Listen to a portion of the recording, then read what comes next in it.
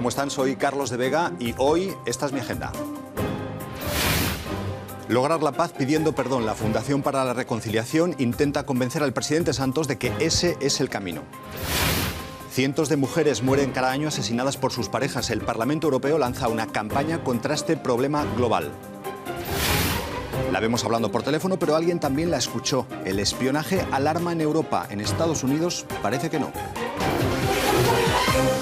Bueno, pues ya ven, 3 temas apasionantes de mucha actualidad en este programa de Agenda que comenzamos presentándoles a mis invitados. La primera de ellas es Alexandra Ortiz. Es profesora de la Universidad Libre de Berlín. Alexandra, muchas gracias por estar aquí.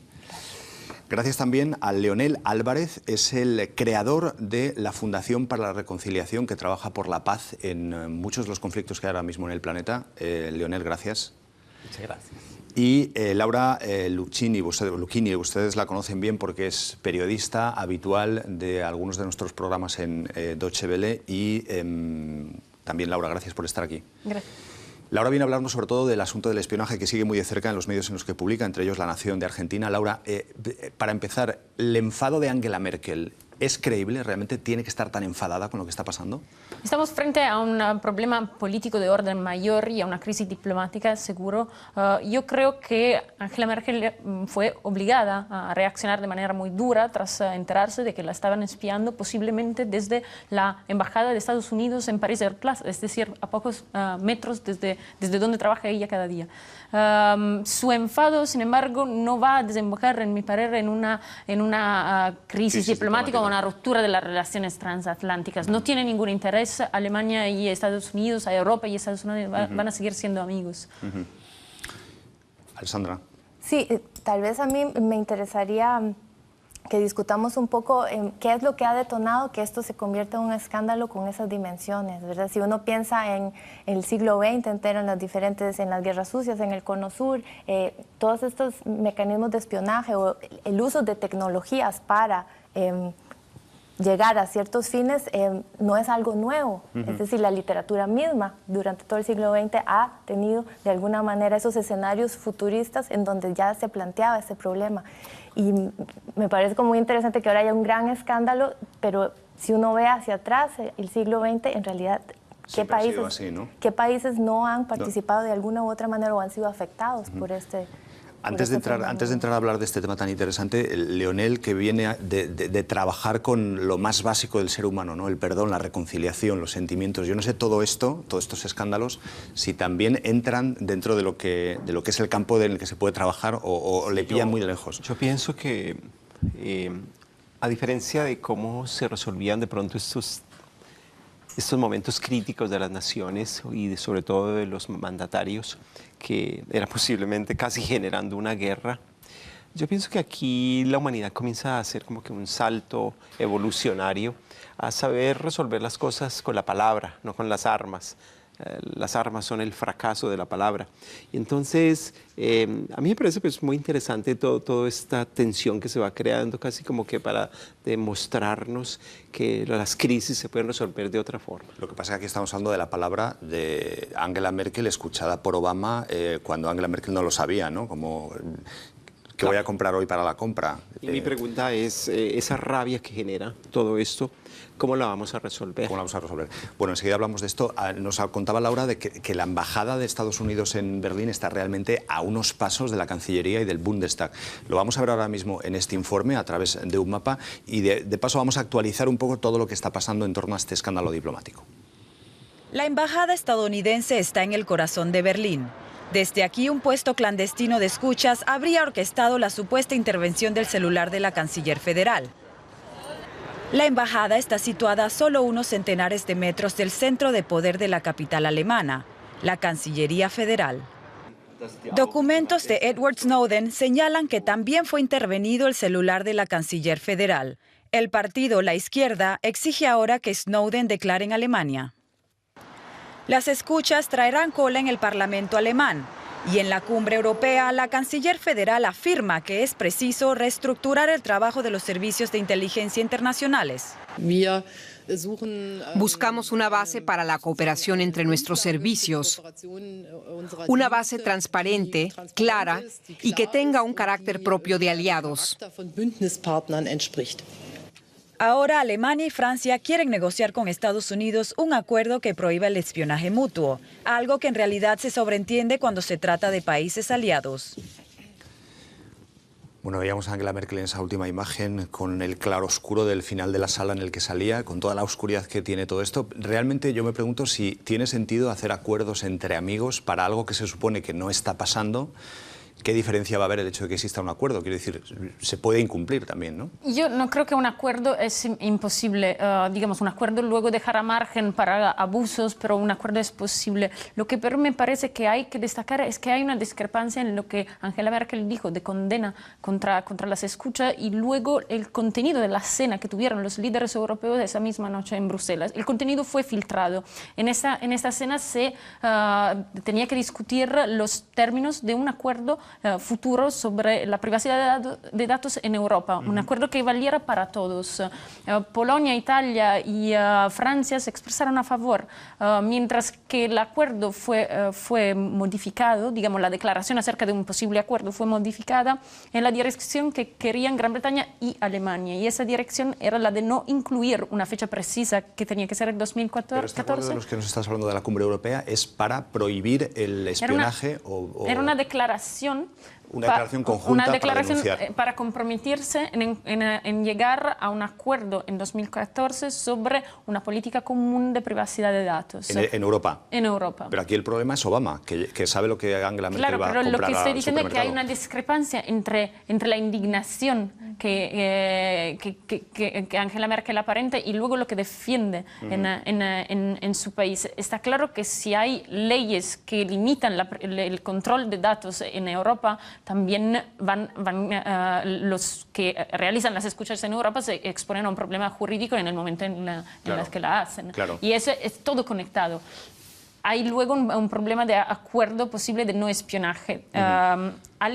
Estados Unidos tiene un acuerdo de los 5 ojos con otros países que son Canadá, Gran Bretaña, Nueva Zelanda y Australia. Y Gran Bretaña, obviamente. Y entre ellos están de acuerdo a no espiarse, pero a intercambiarse toda la información. Yo creo que a Alemania le hubiese gustado hace tiempo estar en ese acuerdo, más que estar en un acuerdo con Brasil en contra de Estados Unidos. ¿Debería haber consecuencias sobre lo que está pasando o tiene que quedarse todo con una especie de discusión en que no somos tan amigos como parecía, pero no pasa nada? Habrá consecuencias, pero habrá consecuencias elaboradas de manera común. Ayer lo dijo muy claramente el portavoz de Angela Merkel en una rueda de prensa. Estamos frente a un escándalo que puede desembocar en una ruptura de la confianza, pero la solución es común. O sea, vamos a encontrar una solución junto con Estados Unidos. Pero esa ruptura, ¿qué podría, o sea, en efecto práctico, qué podría pasar? Es verdad que ha habido un símbolo, que es la llamada del embajador a consultas por parte del gobierno alemán, que es algo inédito en este país, ¿no? Desde la Segunda Guerra Mundial. Claro, en todos los países europeos interesados han sido convocados los embajadores. Yo creo que Obama también aparentará alguna consecuencia drástica, como despedir a algún responsable de las escuchas. Ya está yendo por ese camino porque dice que él no sabía, ¿no? Que se enteró muy tarde y mandó una investigación. Van a saltar algunas cabezas de altos cargos que toman decisiones en materia de espionaje y se va a poner en la mesa algún tipo de acuerdo. Me dudo que sea un acuerdo que solucione el asunto de manera definitiva. Leonel, ¿me estabas mirando, no sé, queriendo decir algo o todo este asunto te parece como...? No, yo solo quería decir cómo se nos sale el salvaje, ¿no? Cómo se nos sale el cerebro arcaico en todas estas cosas. Y es pues todo el deseo que tenemos como que de imponernos sobre los demás y cómo a veces ni siquiera los mismos mandatarios logran controlar todo eso, pero era solo eso que quería decir. No, pero al final no sé si es lo que... No sé si tú ibas un poco por la idea de que los países siempre han querido saber lo que pasa en los otros países, sean amigos o sean enemigos, ¿no? Claro, es el ejemplo, bueno, volviendo al ejemplo de América Latina durante la Guerra Fría, ¿verdad? Tal vez ahí estaba más claro que había 2 bloques, que había cierta, digamos, esa claridad de blanco y negro, quiénes están espiando a quién, pero el uso de esas tecnologías y de ese mecanismo para hacer política, digamos, ha existido ya anteriormente, y creo que la pregunta que yo me hago como ciudadana bueno, ¿qué va a pasar además de todas esas discusiones a nivel político de las grandes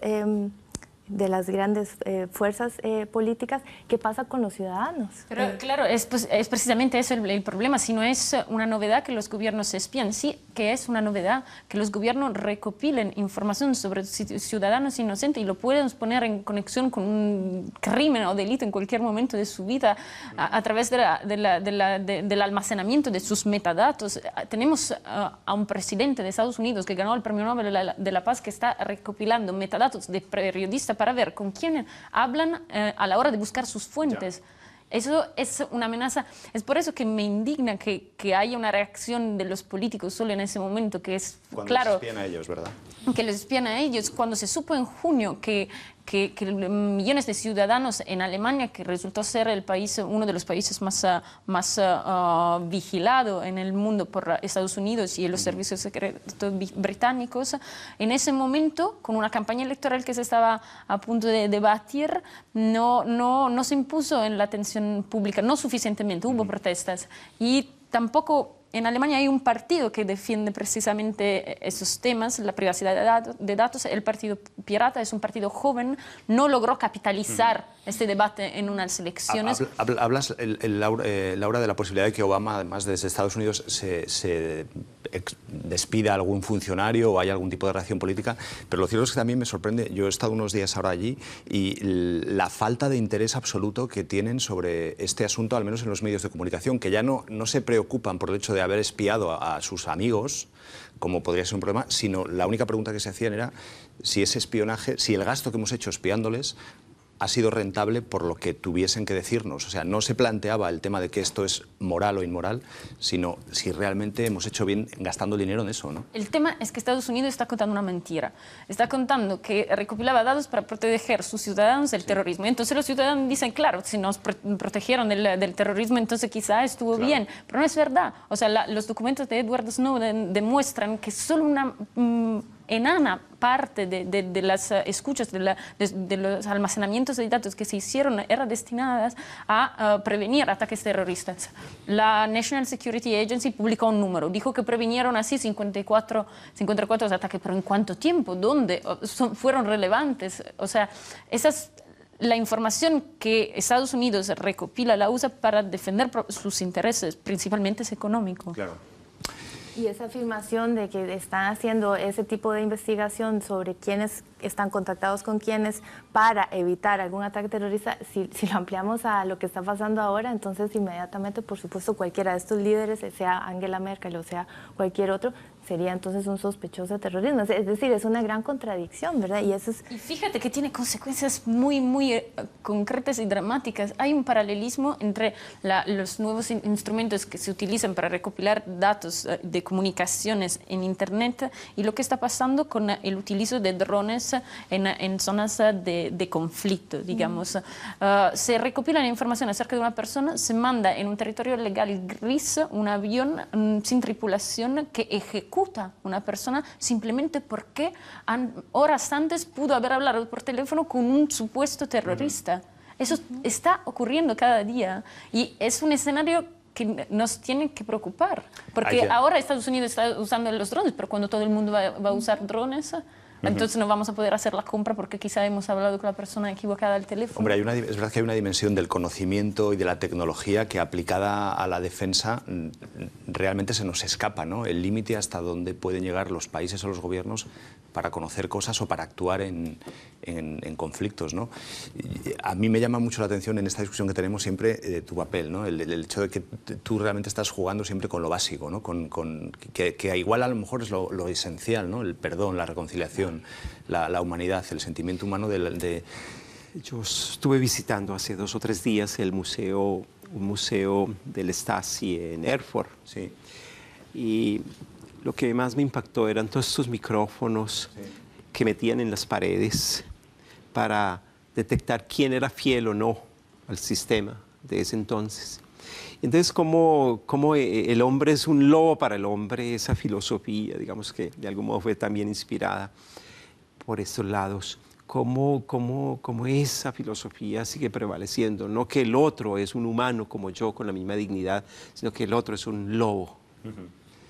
Y eso que estamos hablando entre amigos, porque claro, Estados Unidos es el malo de esta historia, pero ¿qué no estarán haciendo países que en teoría son rivales de otros? Por ejemplo, los chinos, de los que no sabemos nada. Otra razón por la que nadie tiene interés en un acuerdo internacional es que posiblemente deberían poner las cartas en la mesa, porque nosotros ahora sabemos cómo funciona la National Security Agency, pero no sabemos quién espía a Alemania, no sabemos quién espía Francia, y Alemania y Francia no tienen ningún interés en descubrir sus cartas. Claro. Yo creo que van a reaccionar de esta manera hasta que se sigan publicando documentos. Luego, la estrategia de Glenn Greenwald, el periodista que fue protagonista en estas filtraciones, es de dejar un espacio para que se asimile. En este espacio vamos a asistir a un intento de silenciar otra vez el debate. Los intereses en juego de los poderes son muy altos. Es menos problemático aceptar haber sido escuchados que tener que descubrirse. Lo que sí es público es que todas las grandes embajadas en Washington tienen en su plantilla espías. Con lo cual, no creo que se vayan simplemente a hacer turismo por la capital de Estados Unidos en su horario de trabajo. Así que sí que es verdad que cada uno, cuando descubra sus cartas, algo habrá ahí, ¿verdad? Es probable que a Estados Unidos, como potencia económica y también con conocimiento tecnológico, capacidad de inversión en estos temas, haya llegado a un nivel superior, tal y como llegó por primera vez a producir drones de guerra.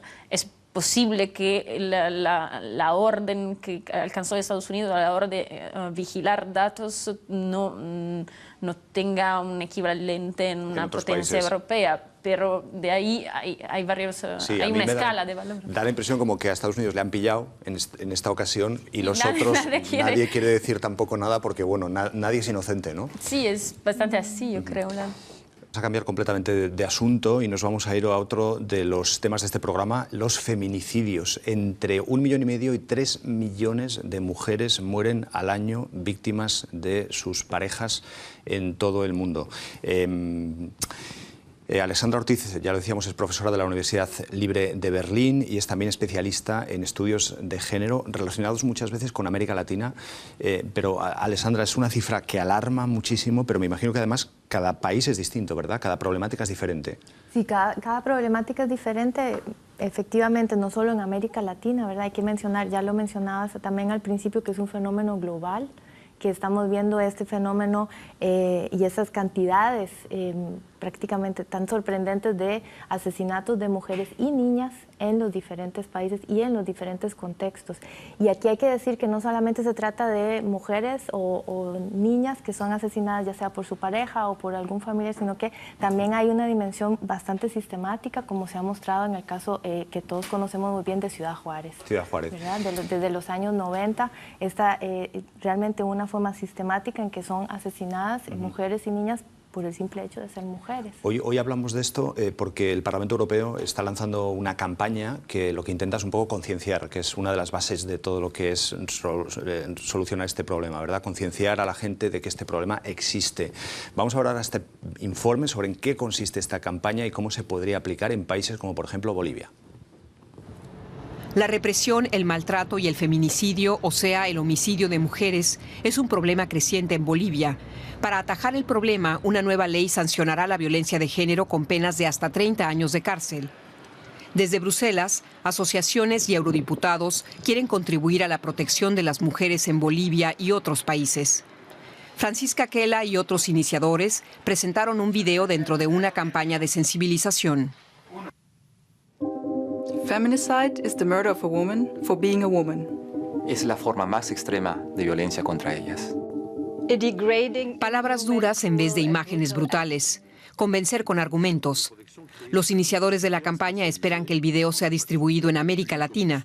A la vez trabajan en una resolución del Parlamento Europeo que denuncia el problema de la violencia doméstica en ambos continentes.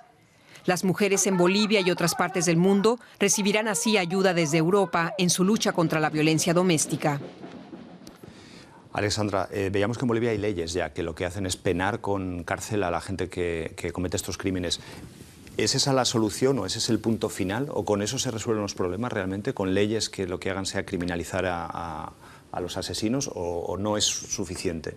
Creo que si uno observa qué ha pasado desde los años 90, como decía antes, con el caso de Ciudad Juárez, que es el más emblemático de los casos que conocemos, cómo a partir de esta sistemática asesinato de mujeres y niñas, se busca entonces primero justicia, ¿verdad? Diferentes organizaciones no gubernamentales, de la sociedad civil, etcétera, muchísimas diferentes organizaciones buscan esa justicia. Y esa justicia hasta el día de hoy todavía no ha llegado. Entonces, el hecho de que ahora existan en los diferentes países estas leyes, por supuesto que es un paso que todas las personas involucradas en esta lucha y en esta concientización dan como algo muy bueno, una bienvenida, pero creo que no es una solución, ¿verdad? Una dimensión es concientizar, pero la otra dimensión es ir a las bases de dónde viene, de dónde surge este fenómeno. Y esas explicaciones son muy complejas, son muy distintas y también dependen del contexto en que se está. Del contexto político y del contexto de país, me imagino. De país, ¿verdad? No es lo mismo analizar el fenómeno del feminicidio como se analiza, por ejemplo, en un país como Guatemala, después de 36 años de guerra civil, en donde hay una continuidad de las prácticas genocidas a las prácticas feminicidas hoy en día, a un caso como puede ser ahí mismo en Centroamérica, Costa Rica, ¿verdad? Un país donde no existe el ejército, un país muy conocido por ser un país, digamos, democrático en ese sentido, en donde las cifras de feminicidio son alarmantes. Hay una cifra de Colombia que dice que cada 6 horas una mujer colombiana es abusada por causa de alguna forma relacionada con el conflicto armado, que es una cifra también alarmante, ¿verdad? Sin duda. Y si siempre, digamos, el maltrato de la mujer de cualquier modo, bien sea del simple golpe hasta el asesinato, siempre ha existido. Pero yo quisiera advertirles a ustedes un tema que posiblemente va relacionado con eso, y es que hoy en día las más altas cifras y porcentajes de suicidio se encuentran en las mujeres. Es decir, como la misma mujer también se está desvalorando tanto que ella misma se suicida. Y entonces, de largo... Pero eso no es un efecto más del maltrato que sufren. Posiblemente sea una causa también de la depresión, la tristeza que le da el ser mujer, ¿sí? Es decir, cómo el problema se agrava. Las cifras hoy en día del suicidio femenino son de largo mucho más altas que las cifras del suicidio masculino. ¿Y con eso qué quiere decir, Leonel? No, con eso te quiero decir que posiblemente estamos degradando tanto a la mujer, que la mujer se siente encerrada y ella dice no paga ni siquiera vivir. Ya, sí, ya. Pero claro, ¿qué aplicamos frente a este problema? Quiero decir, si hay que ir hacia las causas...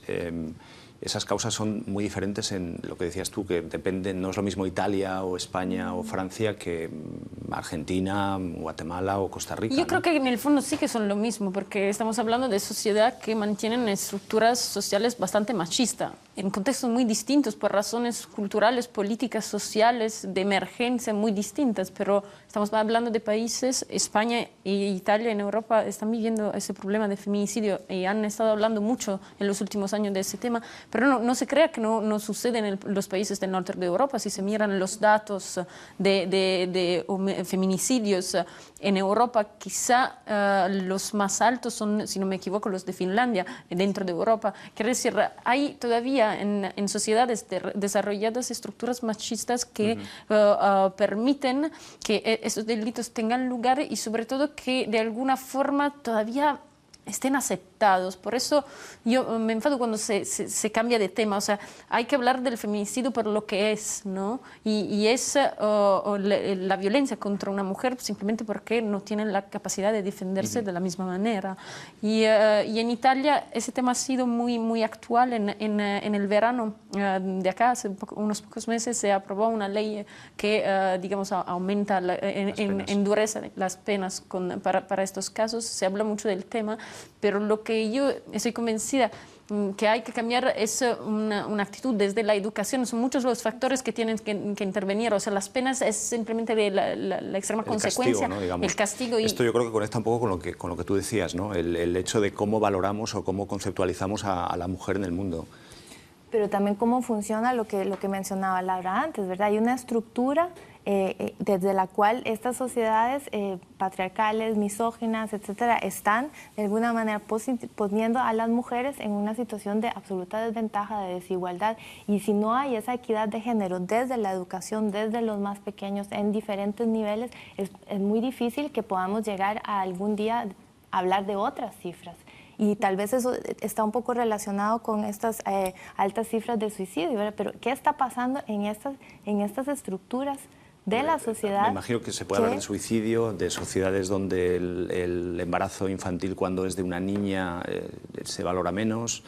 Pero claro, a mí me parece un problema tan diferente, quiero decir, la raíz es la misma, el problema es el mismo, pero que como que culturalmente cambia tanto si estamos en la India, estamos en Pakistán o estamos en Argentina, que yo no sé por dónde habría que empezar.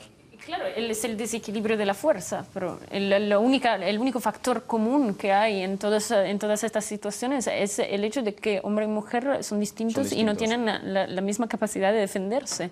Y de ahí hay distintos contextos sociales donde esto se aplica.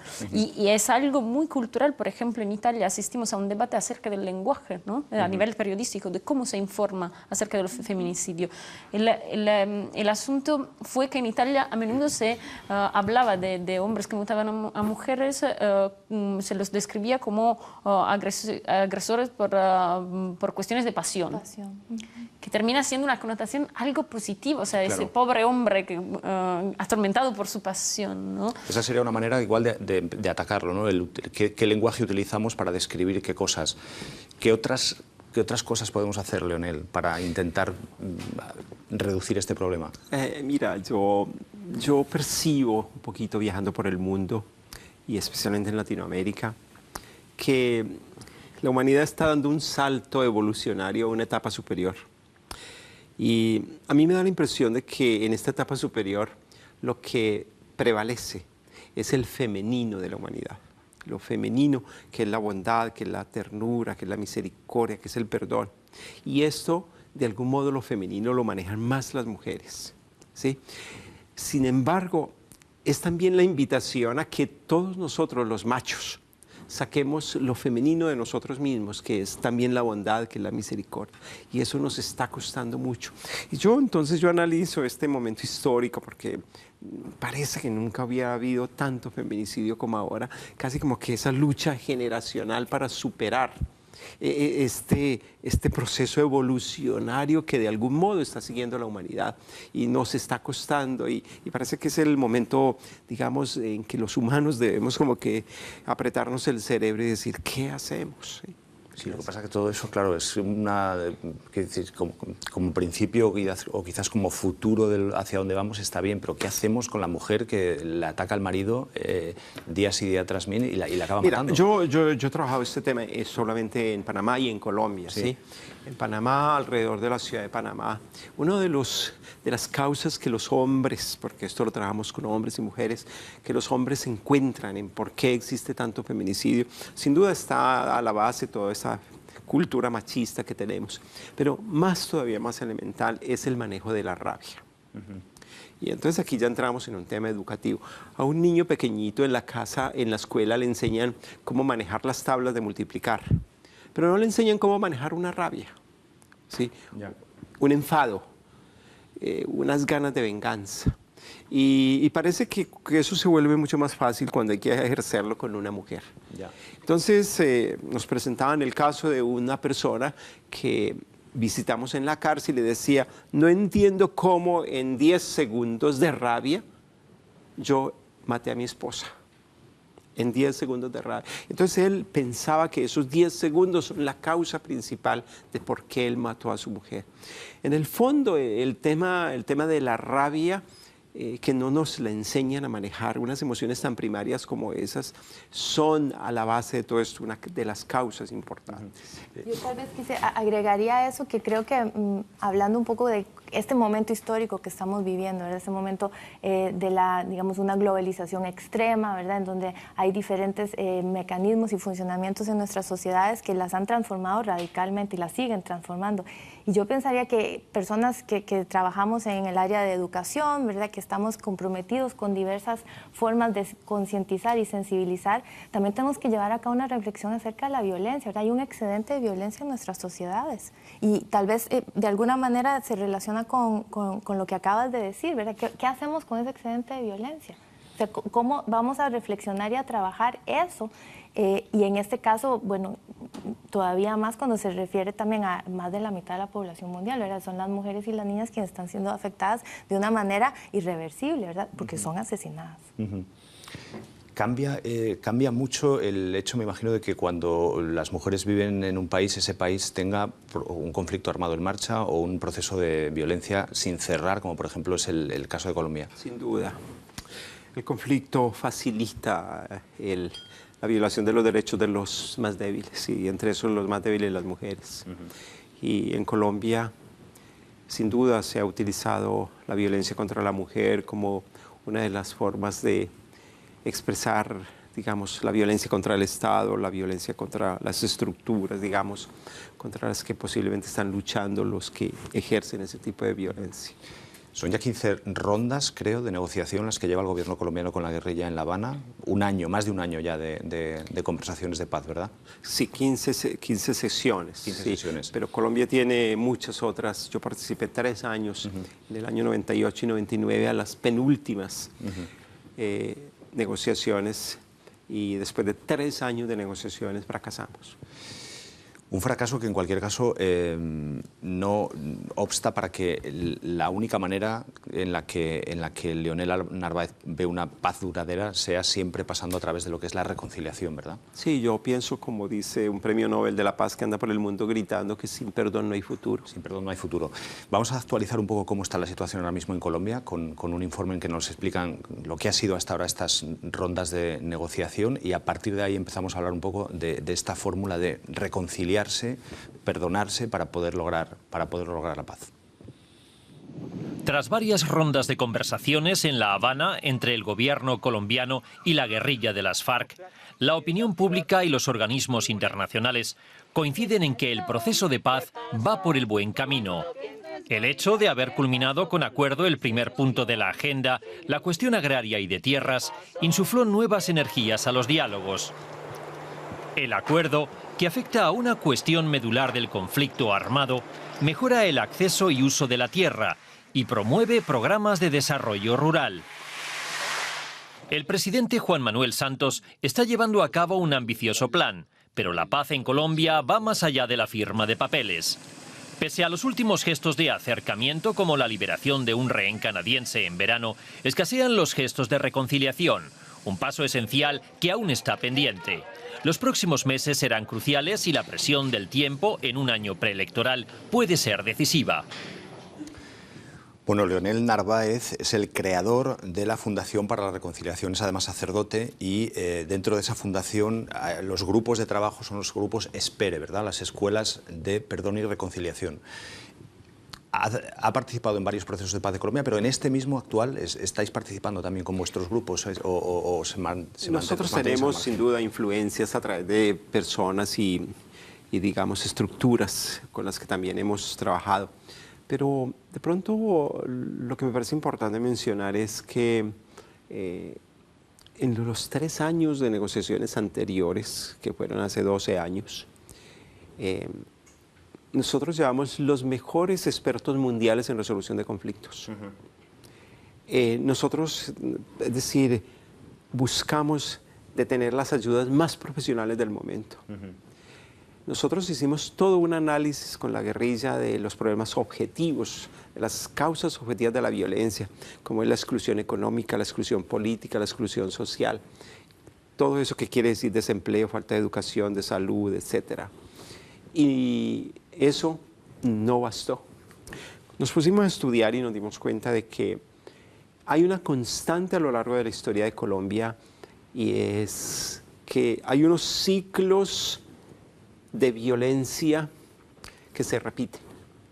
Los historiadores ya también están de acuerdo sobre eso. Son unos ciclos de rabias acumuladas individual y colectivamente que prácticamente nos llevan al mismo problema. a repetir la violencia. En este momento específico de Colombia, como lo veíamos en el video, Colombia se encuentra ante la posibilidad, bien sea de romper ese ciclo, frenarlo, ciclo de rabias recicladas, o de tener que esperar de pronto otra generación que muere a causa de otra violencia que va a seguir. El gran problema de Colombia, yo digo en este momento, es cómo romper esas economías políticas de odio y cómo pasar a un esfuerzo de ascenso humano hacia ejercicios de perdón y de reconciliación. La base, por lo tanto, de ese cambio sería el perdón, la reconciliación, y ahí el proceso en el que vosotros os metéis dentro de vuestros grupos Espere, para empezar, es el encuentro entre víctimas y victimarios. Exactamente. ¿Cómo se logra convencer a una víctima de la guerrilla o a una víctima de la violencia para que se reúna con el asesino que ha matado al padre de su hijo o a su marido o a su esposa?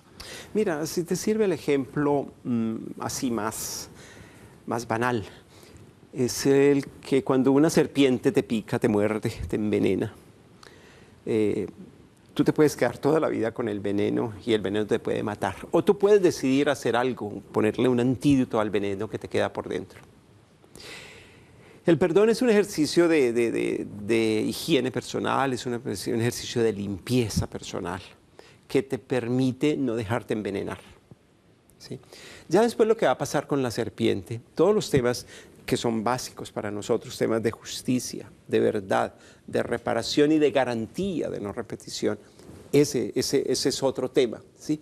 Pero es muy importante que nosotros separemos el ejercicio que yo debo hacer personalmente conmigo mismo, de yo hacer la asepsia personal del veneno que me inocularon.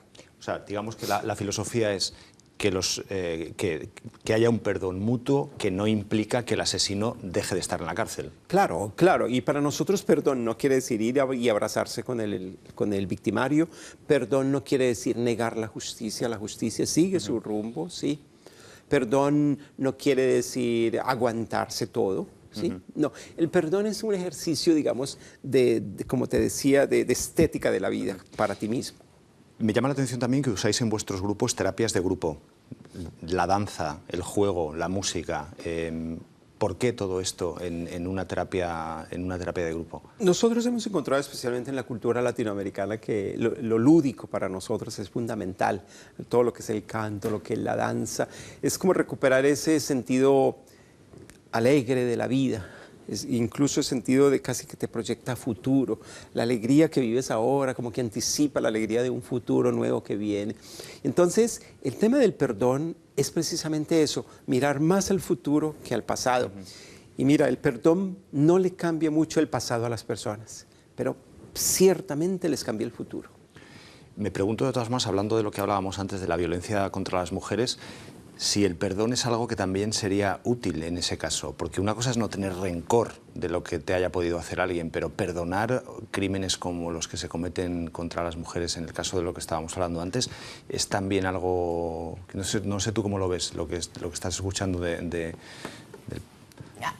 Digamos, yo creo que como seres humanos necesitamos tener no solo una noción, digamos, una relación con nuestro pasado, sino también, por supuesto, con un futuro posible, ¿verdad? El futuro, de alguna manera tenemos que poder imaginar un futuro y ese futuro, por supuesto, va a ser, para la mayoría de nosotros, creo, un futuro con igualdad social, con justicia social, etcétera. Pero a mí me parece sumamente complejo cómo vincular esas esperanzas o esos ideales que igual seguimos construyendo como seres humanos con hechos concretos que en el caso de los feminicidios tienen que ver con la impunidad, ¿verdad? Con la absoluta ausencia de justicia y la absoluta ausencia de asumir responsabilidades a quienes deben asumir responsabilidades, dentro de estos el Estado, qué sé yo, la policía, etcétera, diferentes instituciones. Entonces es un poco cómo llegar a unir esas dos cosas, ¿verdad? En el caso, pienso en el caso para volver a Centroamérica, en el caso de Guatemala, ¿verdad? El arzobispo Gerardi, que fue uno de los que hizo estos informes de la verdad en Guatemala, 2 días después de haber presentado en público ese informe, fue asesinado. Entonces, ¿verdad? ¿Qué pasa con eso? Claro, porque precisamente en lo que explicaba Lionel, que ese perdón viene, pero no implica una soportación de que se siga soportando la violencia o soportando la injusticia, ¿no? El perdón puede venir después de que la injusticia, la violencia se ha superado. Yo creo que en el feminicidio todavía estamos en una fase donde la mujer no denuncia, entonces estamos todavía en la fase de la soportación, ¿no? Es muy temprano, porque eso durante mucho tiempo se aceptó y porque el feminicidio en la gran mayoría en Europa tiene lugar en la familia. Entonces la familia funcionaba un poco como un cajón cerrado donde lo que pasaba no salía de ahí. Yo creo que antes de hablar de perdón hay que llegar a otra etapa, que es la superación de la injusticia. Lionel, estamos terminando el programa, pero antes me gustaría preguntarte sobre todo en el caso de Colombia, cuando estamos hablando de estas negociaciones de paz, que lo que vosotros hacéis llega después de un acuerdo de paz. Quiero decir, vuestro trabajo comenzaría en el momento en el que gobierno y guerrilla se ponen de acuerdo y toca ya concienciar a la gente de que eso hay que ponerlo en marcha. ¿O os metéis directamente dentro de ese proceso? Nosotros nos metemos directamente en el proceso. Nosotros tenemos un principio y es que anticipar los temas que nos tocaría tratar después es una forma de acelerar la solución. Y entonces nosotros estamos tratando el tema del perdón, incluso ya todavía dentro del conflicto. Y nosotros lo estamos encontrando como un acelerador del proceso para la paz. ¿Y ves al pueblo colombiano maduro para perdonar? Mira, yo te tengo que decir lo siguiente, y qué bonita la relación que yo encuentro con el tema de los feminicidios, porque no solo en Colombia, pero también en Latinoamérica, son miles de personas, sobre todo mujeres, las que nos están ayudando en este proceso, ¿sí? De generar espacios, escenarios de perdón y reconciliación, como si las mujeres lograran intuir que esos machos, hombres que las matan, son los que necesitan que entiendan qué es lo femenino de la humanidad. Lionel, se nos acaba el tiempo, nos quedamos aquí. Lionel Narváez, presidente de la Fundación para la Reconciliación, pero en cualquier caso optimista sobre Colombia. Muy optimista. Muy optimista. Alessandra Ortiz, profesora de la Universidad Libre de Berlín, especialista en conflictos de género, muchísimas gracias también. Y Laura Lucchini, periodista, compañera, gracias por venir. Gracias a los tres temas apasionantes. Nos queda siempre corto el tiempo. Gracias a ustedes por seguirnos. Pueden volver a ver el programa, ya saben, en Internet, y estamos en Facebook, en Twitter, para sus críticas, sus comentarios, y volveremos a estar aquí la semana que viene en otra página de Mi Agenda. Gracias.